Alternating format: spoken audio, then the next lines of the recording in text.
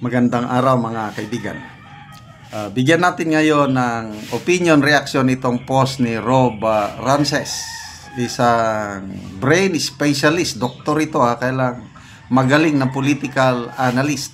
Isa siya sa mga inireklamo ni Senator Risa Hontiveros sa NBI na posibleng makasuhan ng cyber libel.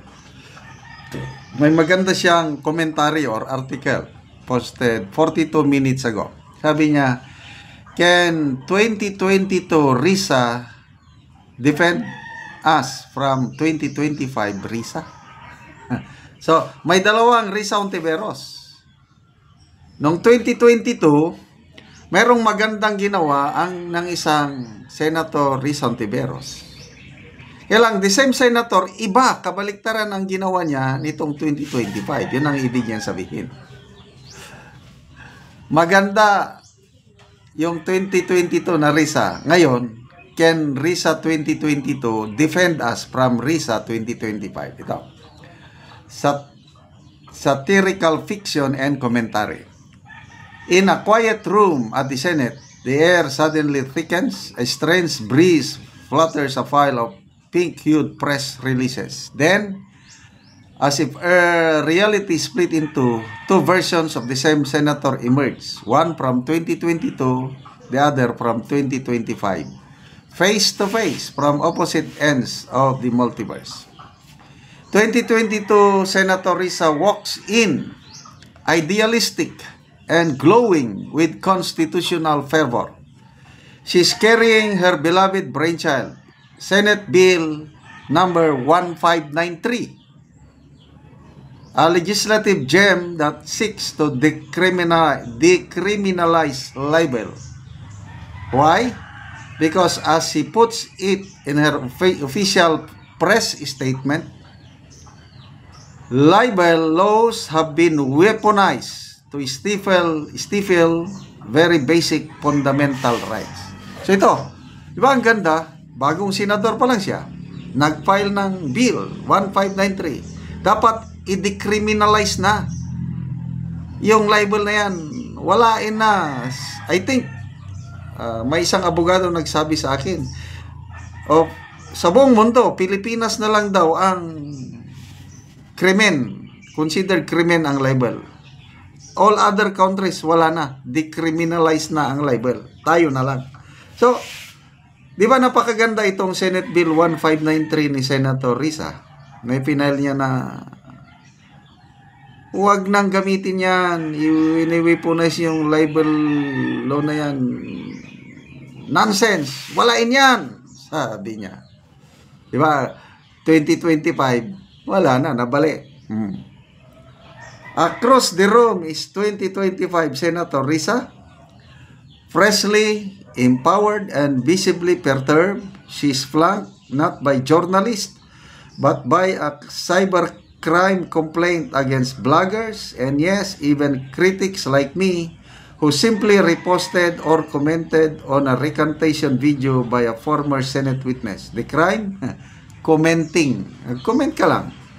Suddenly, a conversation begins. Well, more like class of times line. So, the opening salvo, bills versus cases. In 2022, Risa is smiling and clutching her Senate Bill 1593 gently reminds her future self. The solution is not to jail journalists or individuals who express critical opinion. The solution is to respect the freedom of the press and the constitutional right to free speech. Diba ang ganda yung sinasabi niya? Bakit hindi niya ipinurso ito? Dapat gumalaw para ma-decriminalize ang libel. Ang ganda yung sinasabi niya noong 2022. But 2025, Risa clears her throat, adjusts her moral compass, and replies through legal action filed at the NBI Cybercrime Division. So, step number 1 is done. On libel laws and magical amnesia. Parang nakalimot na amnesia. 2022 Risa, back in her liberal crusader era, warned us. Journalists and ordinary citizens should not be made to suffer the threat of jail time or exorbitant fines just for doing their job. Correct. But 2025, Risa seems to disagree. Because while the critics weren't shouting fire in a crowded theater, they were apparently reposting a viral video. That's enough, apparently, to be labeled part of a disinformation network. So, napakasimple lang naman eh. Yung Karen gumawa siya ng video. Nung tapos na yung video niya, ang nag-upload yung ipagtanggol Valiente. So, kung ako ang iyong tatanungin, ang dapat nakasuhan, si Karen at saka yung unang nag-upload. Sila ang dapat makasuhan. Yung nag-repost, mainstream media, halos lahat ng mainstream media, nag-repost doon sa ipinos ng ipagtanggol Valiente ni Karen. Bakit kinasuhan o nireklamo ang mga vloggers? Ang mga mainstream media, wala lang. Ano ba yun? Selective. Yun ang nirereklamo ngayon ng maraming netizens. Karapatan ni Senator Risa na mag-file ng reklamo. Kasi nga, sabi niya, gawa-gawa lang ng kwento na yun ni Karen. Pwede, posible. Kaya, sampahan nila ng kaso.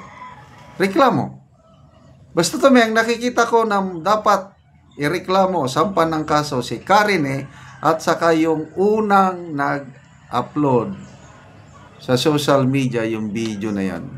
Yung mga vloggers, katulad ko, mabuti na lang at na late ako, nalaman ko na lang yan, siguro mga 8 hours before ano. So, wala na lang, konting ano lang ang ginawa ko.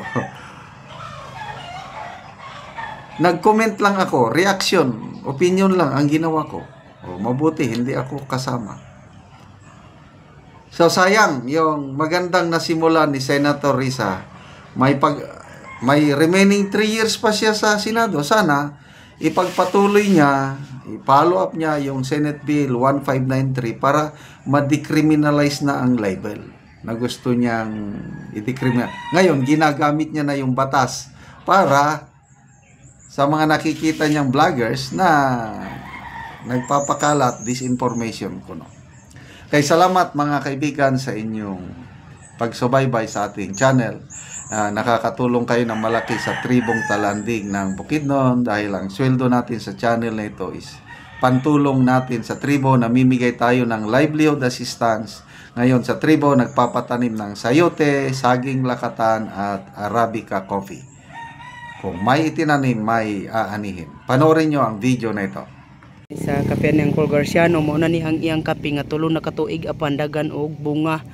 So karon nagpalit mi sa iya og seedling, kada isa ka puno ang tag 25 pesos ang kada usa. So tulo na siya katuig apandagan gyapon og bunga. Og karon mo na ni ang seedling nga among pagapaliton. Nindot kaayo nga seedling tag 25 ang kada usa ani. So 2,750 ang seedling nga among gipalit tag 25 pesos ang kada isa. So kanyo daghan yun kaayo.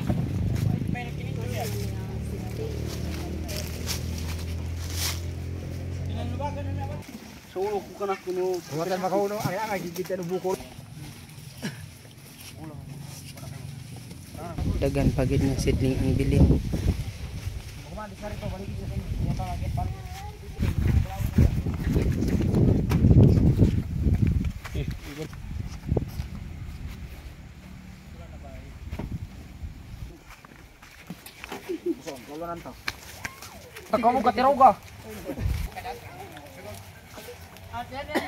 Karon mauna ni ang bayad sa among napalit nga kaping nga 2,750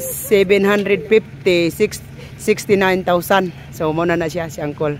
Sige, salamat kayo sa inyo pagdungan og palit sa akong seedling og Salamat sa kasir o ginaot ang Ginoo nagay magpanalangin sa inyong tanan sa atong mga tanom, mga kape.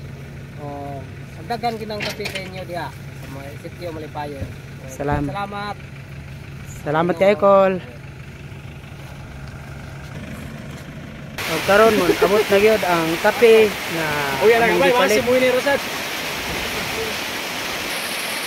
Saklan, katanong ka sa kape. Paglabaw sa katanaw sa video. Salamat kayo.